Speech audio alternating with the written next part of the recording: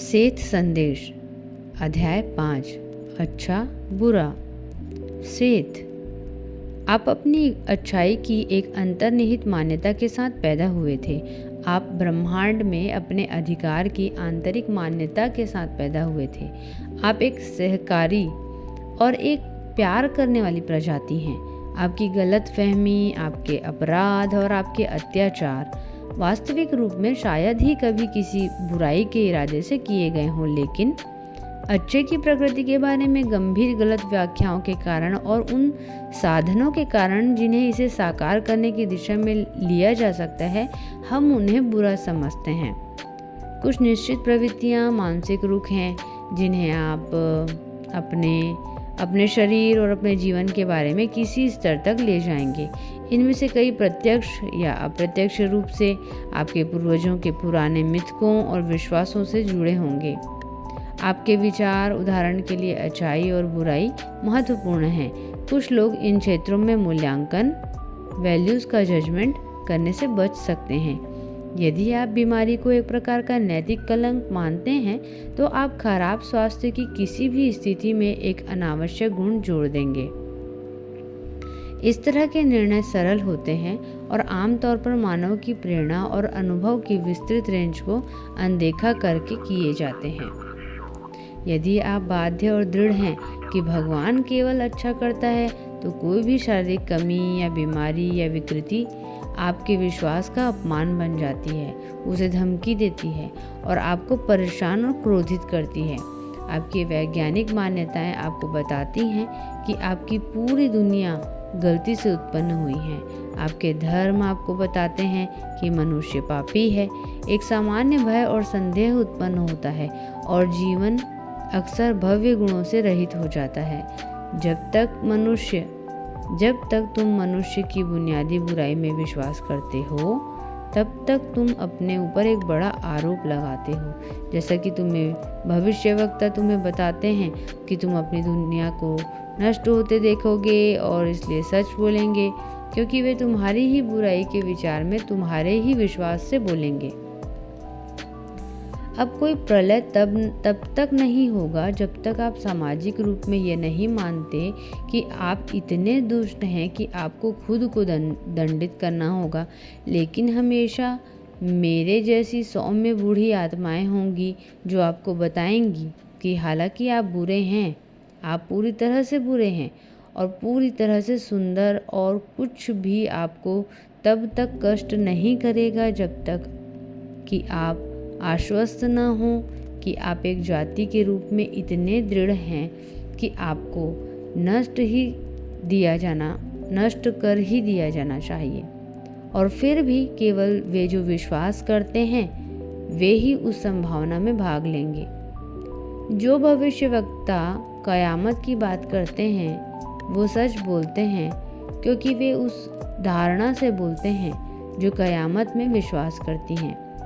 लेकिन यह धारणा केवल एक संभावना है जो बुराई में विश्वास से अपनी ताकत हासिल करती है।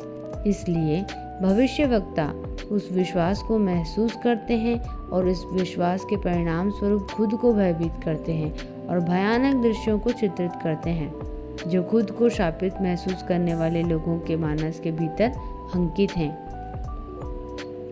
आपकी प्रजाति ऐसी कई अन्य दिशाओं में जा सकती हैं और मैं आपको उन दिशाओं को इंगित करने की कोशिश कर रहा हूँ। और यदि आप उन दिशाओं में जाते हैं तो वास्तव में आपके शब्दों में एक नई प्रजाति का जन्म होगा।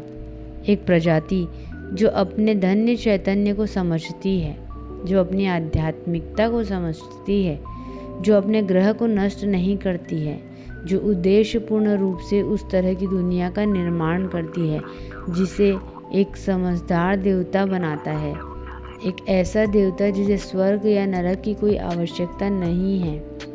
सरल शब्दों में कहा जाए तो बुराई में विश्वास के बिना अच्छाई में विश्वास आपको अत्यधिक अवास्तविक लग सकता है। हालांकि भौतिक जीवन के दौरान और बाद में भी यह विश्वास आपके पास सबसे अच्छा बीमा है। यह आपकी बुद्धि को क्रोधित कर सकता है और आपकी भौतिक इंद्रियों के प्रमाण चिल्ला चिल्ला कर कह सकते हैं कि यह असत्य है। फिर भी बुराई में विश्वास के बिना अच्छाई में विश्वास वास्तव में अत्यधिक यथार्थवादी है। आपके विश्वास भावनाओं को उत्पन्न करते हैं। भावनाओं को सचेत विचारों से ऊंचा रखना कुछ फैशनेबल है और ऐसा विचार है कि भावनाएं सचेत तर्क से अधिक बुनियादी और स्वाभाविक हैं। दोनों वास्तव में एक साथ चलते हैं, लेकिन आपकी सचेत सोच काफ़ी हद तक आपकी भावनाओं को निर्धारित करती है, न कि इसके विपरीत। आपके विश्वास उचित भावना उत्पन्न करते हैं जो निहित हैं। जाति को प्रत्येक मनुष्य के मूल्य को सीखना चाहिए।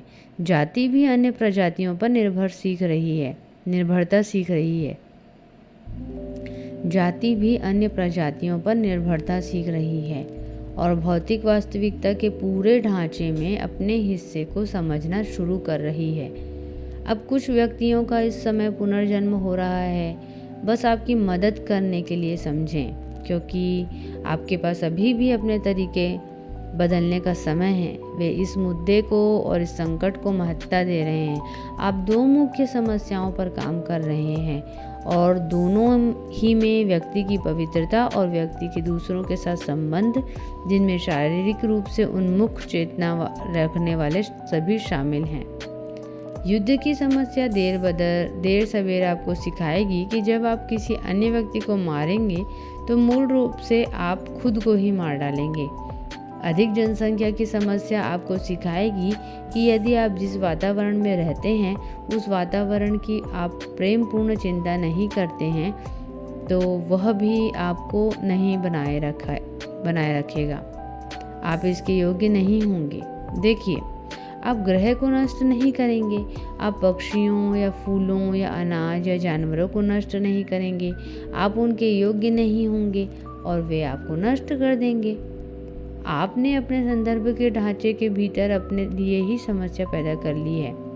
आप प्रकृति के ढांचे के भीतर अपनी भूमिका को तब तक नहीं समझ पाएंगे जब तक आप वास्तव में खुद को इसे नष्ट करने के